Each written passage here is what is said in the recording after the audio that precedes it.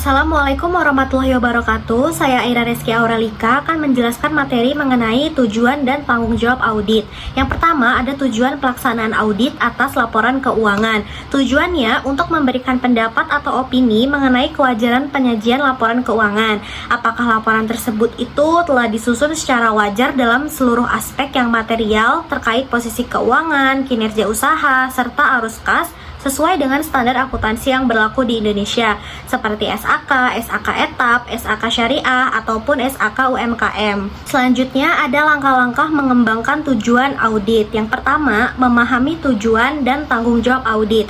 Jadi, auditor itu perlu memahami secara jelas tujuan audit serta tanggung jawabnya, termasuk kemampuan untuk menilai apakah laporan keuangan yang diperiksa tersebut telah terbebas dari salah segi material atau tidak. Yang kedua, membagi laporan keuangan menjadi berbagai siklus. Di sini, auditor mengelompokkan laporan keuangan ke dalam berbagai siklus transaksi agar proses pemeriksaan dapat dilakukan secara lebih sistematis dan terarah. Yang ketiga, mengetahui asersi manajemen tentang laporan keuangan. Auditor harus memahami pernyataan atau klaim manajemen yang berkaitan dengan penyajian laporan keuangan sebagai dasar dalam melakukan pengujian audit.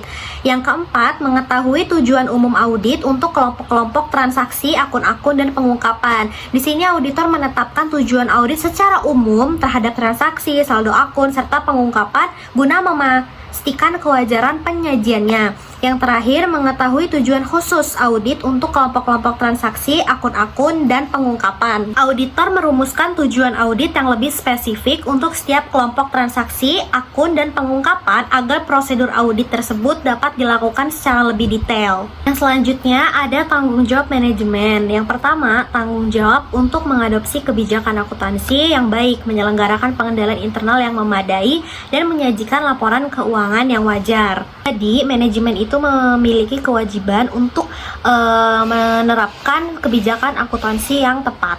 Yang kedua, manajemen memiliki tanggung jawab untuk kewajaran penyajian laporan keuangan yang berkaitan dengan privilege untuk menentukan penyajian dan pengungkapan apa yang dianggap perlu. Yang terakhir, Sarbanes-Oxley Act mengharuskan CEO dan CFO untuk menyatakan bahwa laporan keuangan itu telah sesuai dengan prinsip-prinsip akuntansi yang ada di Indonesia. Selanjutnya ada tanggung jawab auditor. Jadi, auditor itu bertanggung jawab untuk merencanakan serta melaksanakan audit dan memperoleh tingkat keyakinan yang memadai mengenai apakah laporan keuangan tersebut bebas dari salah segi material, baik yang disebabkan oleh kesalahan maupun tindakan kecurangan. Nah, tanggung jawab auditor itu ada 4. Yang pertama, salah saji material versus tidak material. Suatu salah saji dianggap material apabila akumulasi kesalahan atau kecurangan dalam laporan keuangan tersebut itu berpotensi mempengaruhi keputusan para pengguna laporan keuangan. Begitupun sebaliknya. Nah, yang kedua, keyakinan yang memadai. Di sini auditor memiliki tanggung jawab karena beberapa alasan berikut. Yang pertama, sebagian besar bukti audit diperoleh melalui pengujian berbasis sampel. Yang kedua, proses akuntansi melibatkan banyak estimasi yang bersifat kompleks. Dan yang terakhir, kecurangan yang direncanakan secara matang tidak selalu dapat ditemukan oleh auditor. Yang ketiga, ada kesalahan versus kecurangan. Kesalahan merupakan salah saji dalam laporan keuangan yang terjadi tanpa unsur kesengajaan, sedangkan kecurangan itu salah saji yang dilakukan secara sengaja untuk tujuan tertentu. Dan yang terakhir, skeptisme profesional. Nah, skeptisme ini merupakan sikap auditor yang mempertanyakan dan melakukan evaluasi secara kritis terhadap bukti audit. Jadi, audit itu harus dirancang dan dilaksanakan dengan sikap skeptis agar menghasilkan keyakinan yang memadai. Selanjutnya, tanggung jawab auditor dalam mendeteksi salah saji material.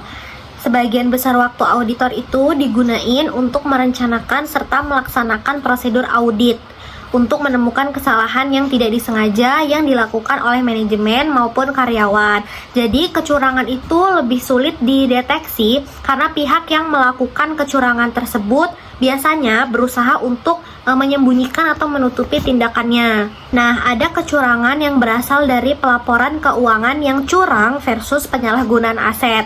Jadi, pelaporan keuangan yang curang itu dapat merugikan pengguna laporan karena informasi yang disajikan tidak mencerminkan kondisi kondisi sebenarnya.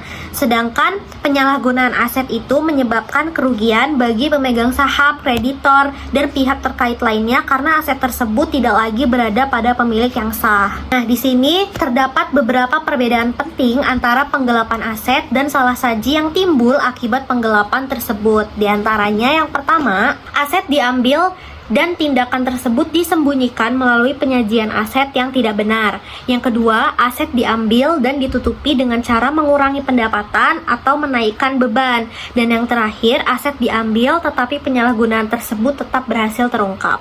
Sekian materi yang dapat saya sampaikan. Saya akhiri, wassalamualaikum warahmatullahi wabarakatuh.